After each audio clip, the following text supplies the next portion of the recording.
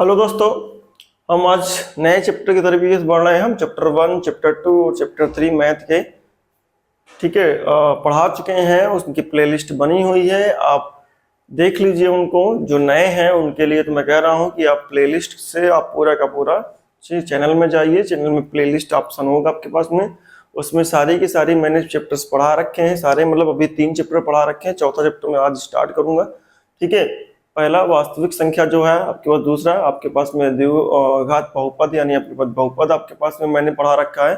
उसके बाद फिर रैखिक समीकरण पढ़ा रखा है। अब आज मैं द्विघात समीकरण की बात करने जा रहा हूँ। ठीक है, इस तरीके से धीरे धीरे करके हम सारे चैप्टर डिस्कस कर रहे हैं। आप बस आपका काम है पढ़ाई करना, पढ़ते रहिए आप। ठीक है, तो चलिए हम पढ़ते हैं, चलते हैं आगे की तरफ। क्या चल रहा है हमारे पास में आगे की तरफ क्वेश्चंस। ठीक है, तो हम ये जानना चाहते हैं कि हमें आपके पास में द्विघात समीकरण क्या है।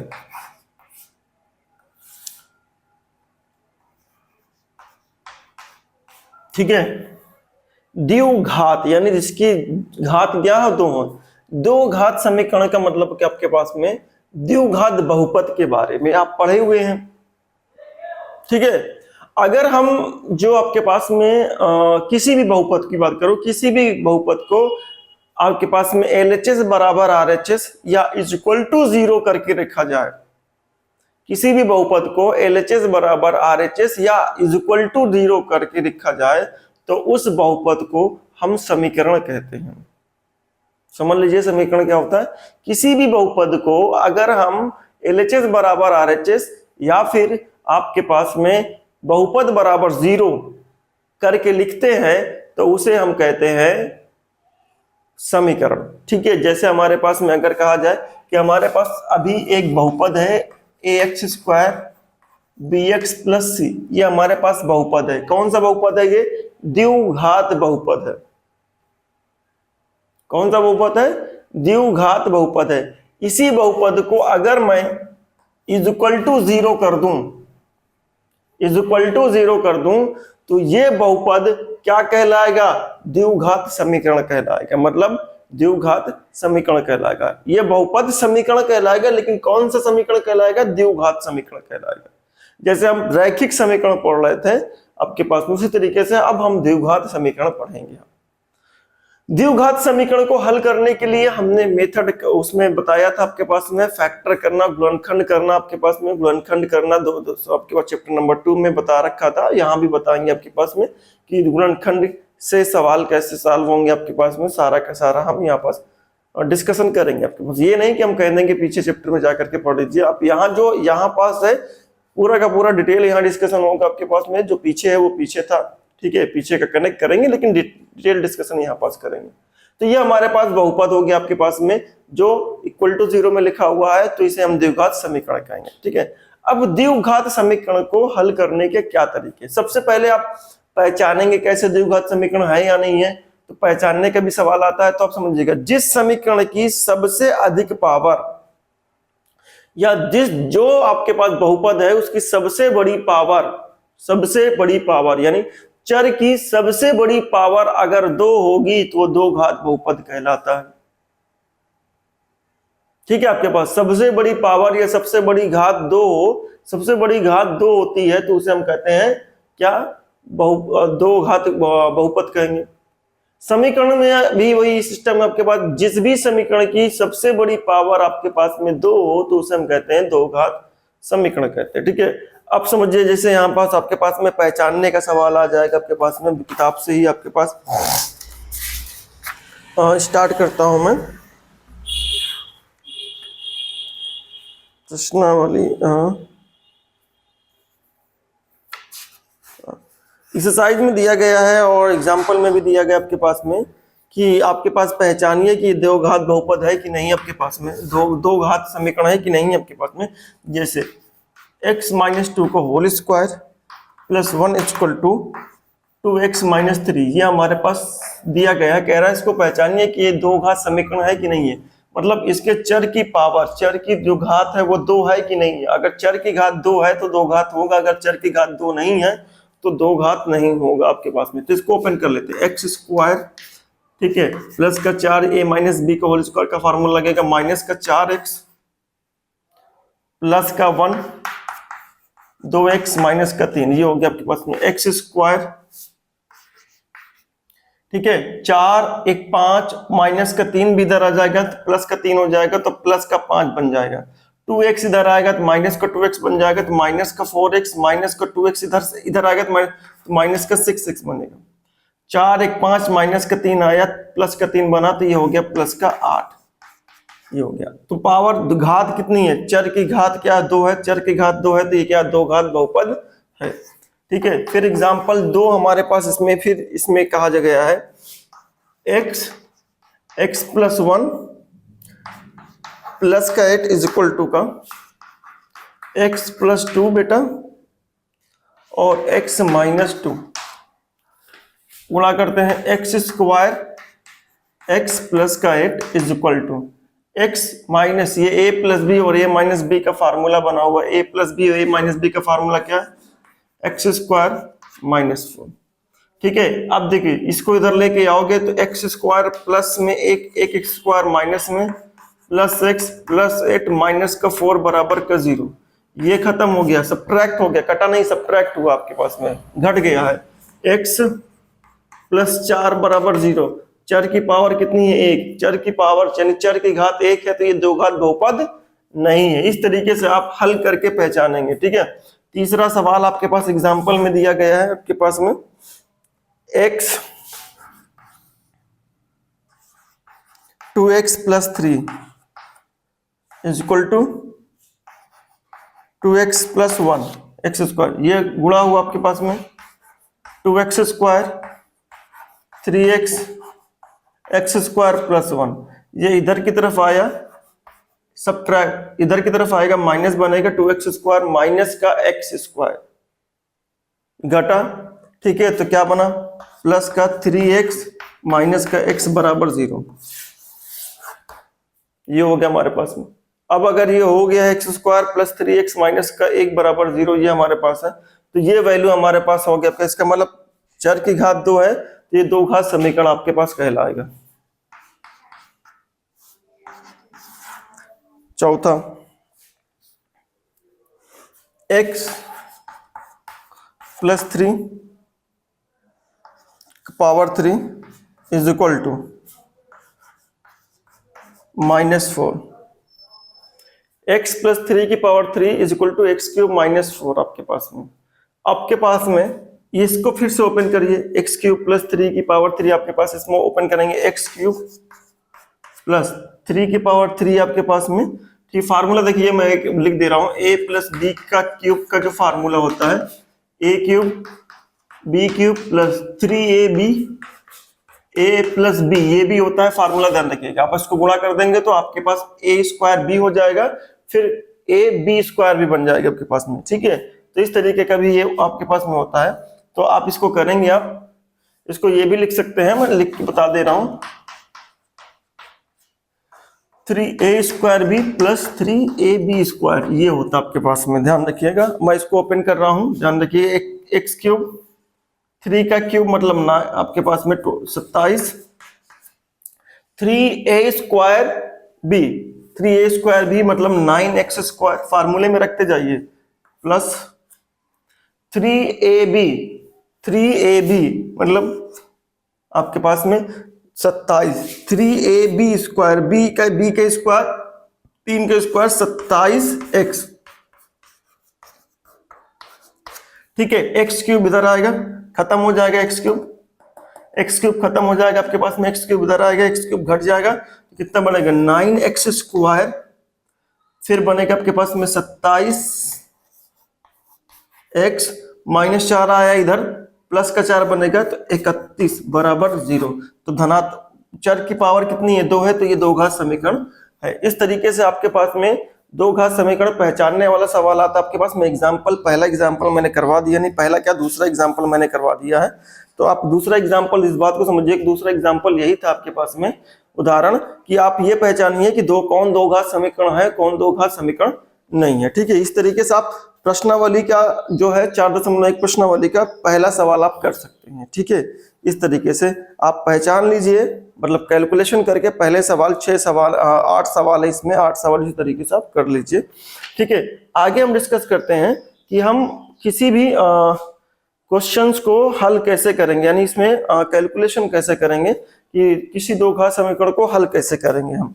ठीक है, तो गुणनखंड विधि फिर से मैं आपको समझा रहा हूं, आपके पास में ध्यान रखिए गुणनखंड विधि की आपके पास में पॉज करके पीछे आकर के बेटा नोट कर लीजिए इसको।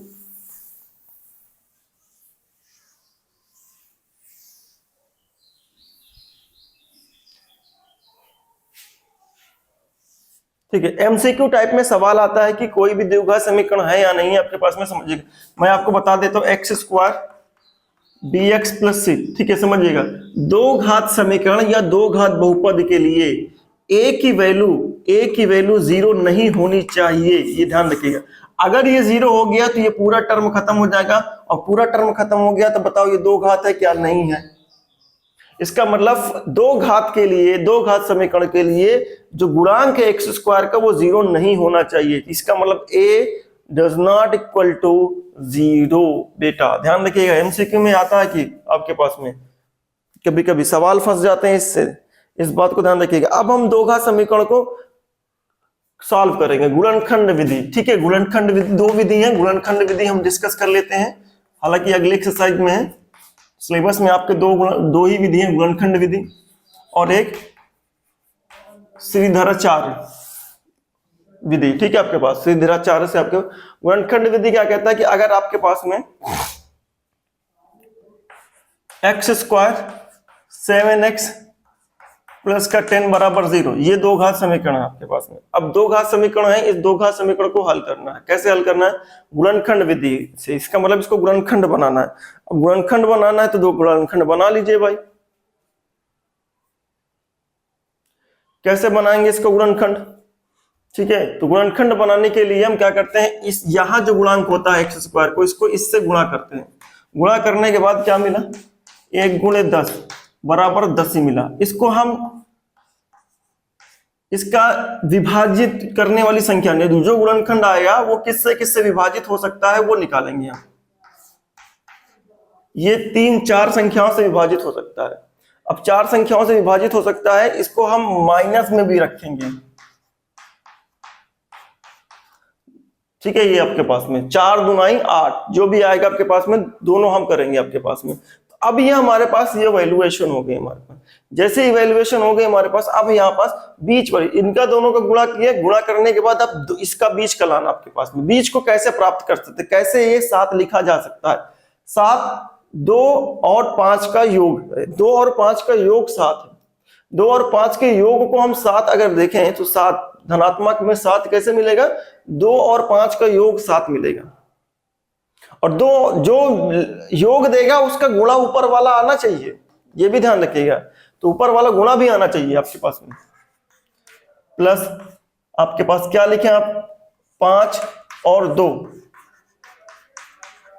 10 बराबर 0, ये हो गया। 5x 2x बराबर 0, x आया कॉमन, x प्लस 5, 2 कॉमन लिया बराबर 0, तो x प्लस 5 आया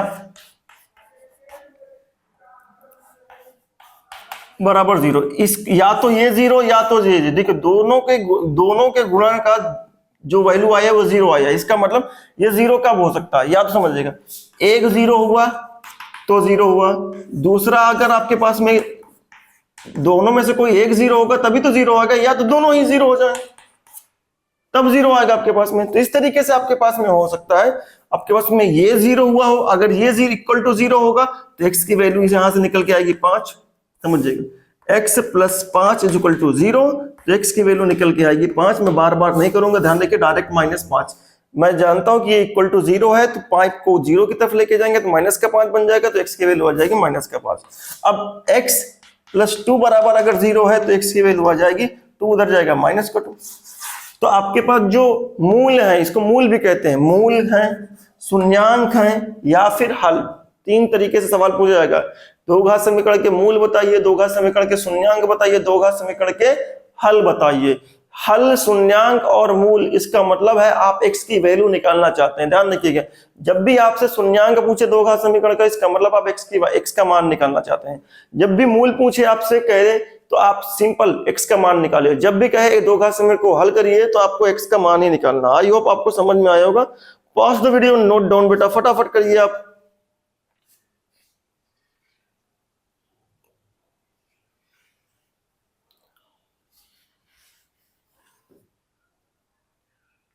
अगला सवाल करवाता हूं मैं।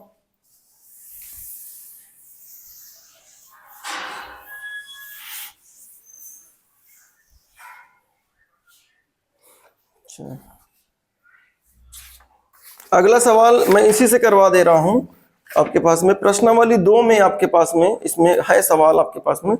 प्रश्नावली 2 में एक सवाल है x square minus 3x minus 10। मैं प्रश्नावली 2 के सवाल समझाने के लिए करवा रहा हूं आपके पास में, तो आप करते जाइए आप, ठीक है। फिर आपके पास में मैं एग्जांपल से आपका पूरा करवा दूंगा। देखिए ये आपके पास 1 का गुणा किया 10 में,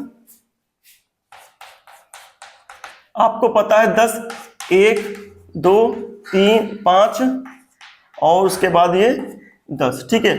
अब आपके पास में 3 लाना, धनात्मक 3 लाना है, माइनस इसमें मतलब, तो 3 लाना है तो 5 और 2 का घटाना, घटा करके 3 लाएंगे। तो 5 और 3 को घटा, 2 को घटाया तब 3 मिलेगा, बराबर 0। तो x स्क्वायर जब गुणा किया तो 5x यहां से अंदर जाएगा, ये पीछे से भी अंदर आएगा, तो प्लस का 2 अंदर का, जैसे माइनस अंदर जाएगा तो अंदर का चिन्ह बदल जाएगा, बराबर 0, ठीक है। ये हमारे पास में, तो ये आप कॉमन लिए यहां से, दोनों में x कॉमन है, x माइनस 5, यहां से x बाहर आया तो x बचेगा, यहां से x बाहर आया तो 5 बचेगा। इन दोनों में क्या कॉमन है, x कॉमन नहीं है, x बाहर नहीं आएगा। 2 इसमें है, इसका गुणनखंड कर लीजिए, इसमें भी 2 आता है तो 2 बाहर लिया, 2 बाहर लिया तो 2, जब 2 बाहर ले रहे हैं तो 2 से इससे डिवाइड कर लीजिए, तो कितना बचेगा, डिवाइड करने पर 5 बचेगा। जो x के सामने अगर आप उसको कॉमन ले रहे हैं और कॉमन जब लेंगे तो सामने वाले को डिवाइड कर लीजिए, जो बचेगा वही लिखना पड़ेगा। तो दोनों में से अब x माइनस 5 बाहर आ गया, ठीक है। तो क्या मिला, x प्लस 2 बराबर का 0। तो अब फिर समझिए, या तो ये 0 या तो ये 0, तो इसका मतलब अगर ये 0 हुआ तो माइनस 5 उधर चला जाएगा 0 के, तब तो प्लस का 5 मिलेगा। अगर ये 0 हुआ तो x की वैल्यू प्लस 2 उधर माइनस जाएगा, आपके पास माइनस का 2 बनेगा, तो 2 मूल हो जाएंगे आपके पास में, x इक्वल टू 5 हो जाएगा और x इक्वल टू माइनस का 5 आ जाएगा। इस तरीके से ये आपका हल हो जाएगा, ठीक है। आई होप आपको समझ में आ रहा होगा। Pause the video, note down फटाफट कर लीजिए आप। मूल भी कहेंगे इसको, शून्यांक भी कहेंगे और हल भी कहेंगे। अगला सवाल हमारे पास जो है,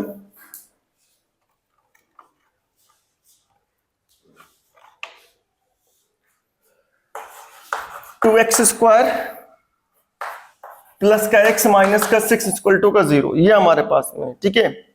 चलिए 2 का गुणा किया, इसमें 12 मिला, 2 गुणे 6 बराबर 12। अब 1 2 3 4 6 और खुद 12। अब ऐसा क्या करेंगे कि आपके पास में यहां जो x के सामने नंबर है 1 आना चाहिए। किसके साथ 1 आएगा आपके पास, समझिएगा। अगर मैं इन दोनों को घटा देता हूं तो 1 आएगा, और इन दोनों का गुणा भी 12 आ रहा है। इसका मतलब x स्क्वायर 4 माइनस 3 करके हम 1 ला सकते हैं, बराबर 0। 2x स्क्वायर, इधर से धनात्मक जब अंदर जाएगा, धन चिन्ह जाएगा, वो तो चिन्ह नहीं बदलेगा, ऋणात्मक अंदर जाता तो बदलता है। तो x 3x माइनस का 6 बराबर 0, ये आपके पास हुआ। 2 दोनों में 2 कॉमन आया, 2 से विभाजित कर लीजिए, 2 बचेगा यहाँ पास। x कॉमन आया, x स्क्वायर बचा, सॉरी x बचेगा, यहाँ पास 2 बचेगा। यहां से 3 कॉमन आएगा, जैसे माइनस सामने कॉमन आएगा तो उसके सामने वाला चिन्ह भी कॉमन आता है। जैसे चिन्ह कॉमन आएगा तो अंदर जो साइन होंगे वो सब बदल जाएंगे, माइनस का प्लस बन जाएगा 2। 3 कॉमन आया तो इसको विभाजित कर लीजिए, 2 बचेगा। तो x प्लस 2, ठीक है, और 2x माइनस 3 बराबर 0। तो x की वैल्यू क्या मिले बेटा, x की वैल्यू या तो ये 0 करो, x की वैल्यू मिली माइनस का 2, या तो इसको भी 0 करो तो x की वैल्यू आ जाएगी माइनस 3 जाएगा, फिर 2 से डिवाइड हो जाए तो x की वैल्यू आ जाएगी 3/2। इस तरीके से आपके पास सवाल मिलेगा आपके पास में। आई होप आपको समझ में आया होगा। Pause the video, note down फटाफट करिए जल्दी जल्दी आप।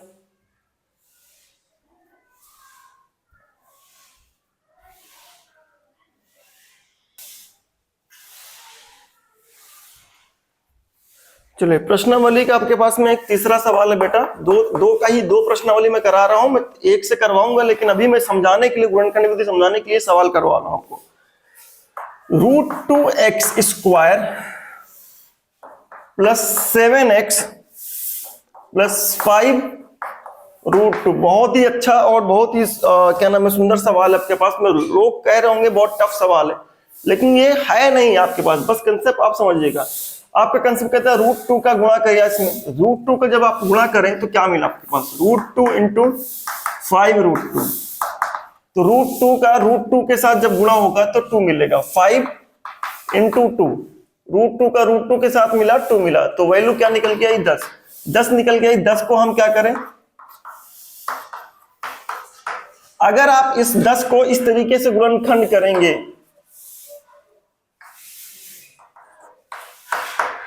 ठीक है, तो आपका बीच वाला संख्या आना चाहिए। अगर नहीं आता है तो फिर इस वैल्यू को इसके रूट में ही गुणनखंड करेंगे। अगर आपके पास में यहां रूट का टर्म है तो रूट में गुणनखंड करेंगे, यहां x के साथ रूट में नहीं है तो हम इसके संख्या के रूप में गुणनखंड करेंगे। ध्यान रखिएगा इस बात के लिए, ठीक है। तो हमने क्या किया, 2 7 मिल रहा है तो रख लिया।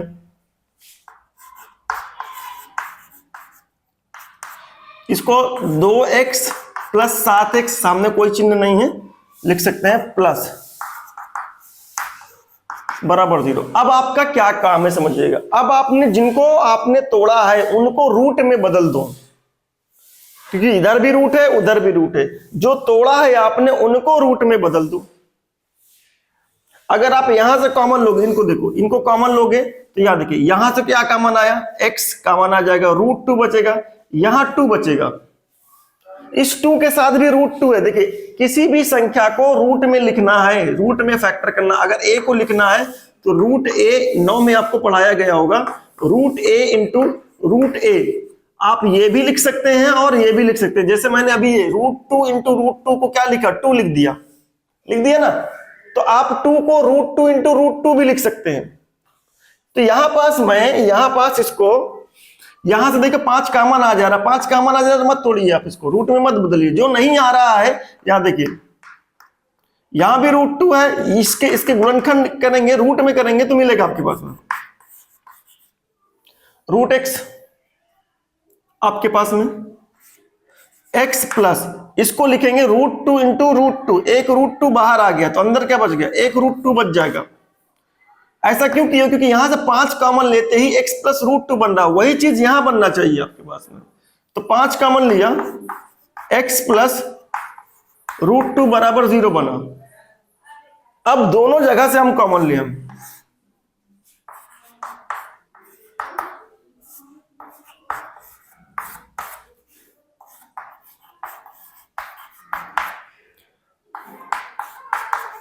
बराबर 0। तो ये हो गया x, ये 0 हुआ तो माइनस का √2।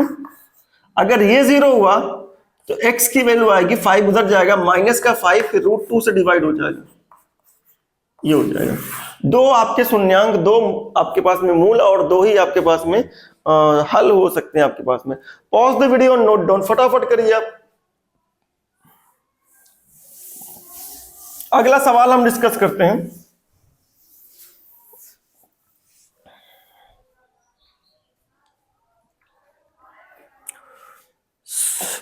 चौथा नंबर देखिए, 2x² -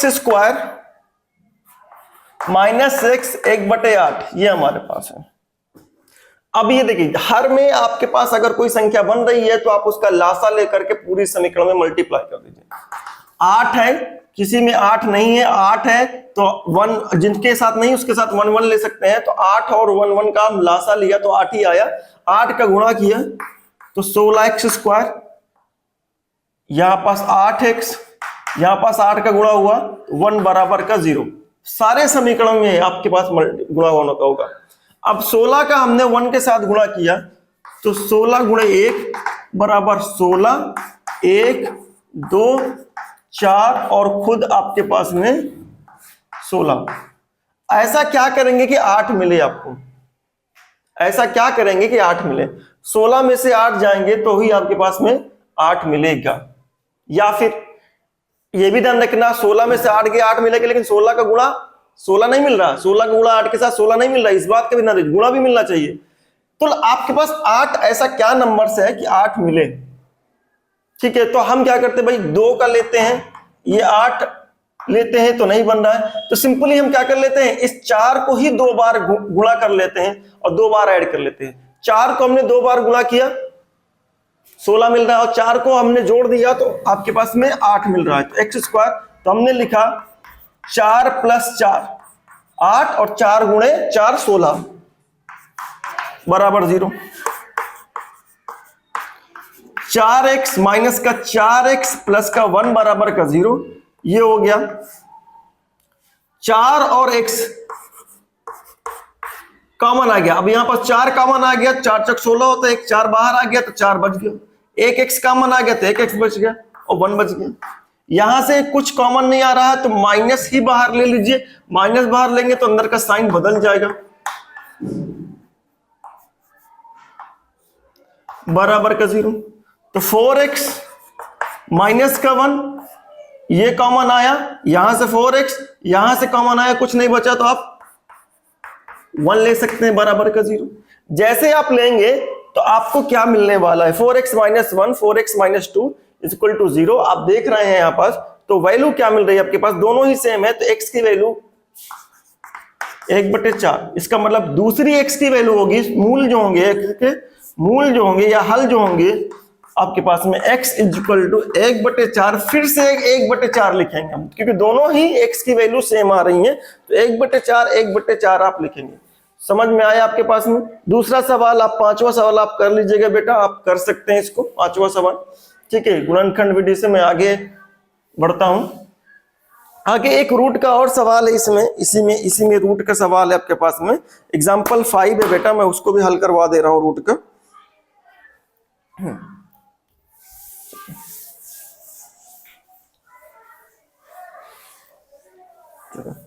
सारे में गुणनखंड विधि आपके पास में कई सवाल करवा दिए। ये एग्जाम्पल 5 है बेटा, पुरानी बुक में, नई बुक में पता नहीं है कि नहीं है, लेकिन पुरानी बुक में है, आप सीख लीजिए, इस तरीके के सवाल आपको मिल सकते हैं। इक्वल टू 0, ठीक है, आपको सीखना है, नहीं होगा तो आप नोट कर लीजिएगा। 3x स्क्वायर माइनस का 2 रूट 6x प्लस का 2। अब 3 का गुणा किया आपने, कितना हुआ, 2 गुणे 3 बराबर 6। आप समझिएगा, अब आप 6 का गुणनखंड क्या करेंगे कि रूट 6 वाला मिले। मैंने आपसे कहा अगर यहां रूट 6 रूट में संख्या है तो गुणनखंड भी रूट में ही करेंगे। ठीक है, रूट में है तो गुणनखंड भी रूट में करेंगे, यानी रूट 6 है तो गुणनखंड करेंगे रूट 6 का, तो क्या 6 का करेंगे, तो आप इसको लिख सकते हैं रूट 6 2 बार लिख सकते हैं। जब रूट 6 आप 2 बार लिख सकते हैं तो जाहिर सी बात इसको जोड़ भी दीजिए आप।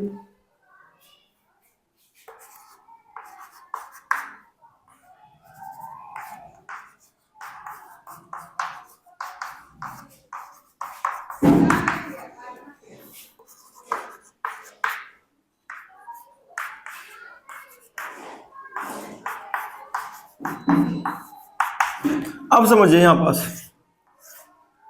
यहां 3 है, यहां रूट 6 कॉमन अगर देखा जाए तो कॉमन x दिख रहा है आपके पास में, और कुछ नहीं दिख रहा।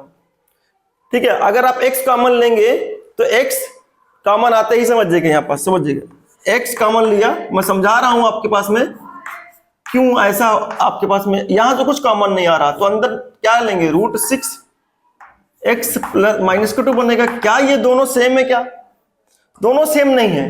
इसका मतलब मुझे यहां से कॉमन ले लेंगे तो ये बनेगा, यानी फिर से कॉमन नहीं आएगा, तो फिर क्या करेंगे, अब आप क्या करेंगे, जो संख्याएं रूट में टूट चुकी हैं उस पर ध्यान दीजिए, जो नहीं है उसको सबको रूट में बदल दीजिए। आप 3 को लिख सकते हैं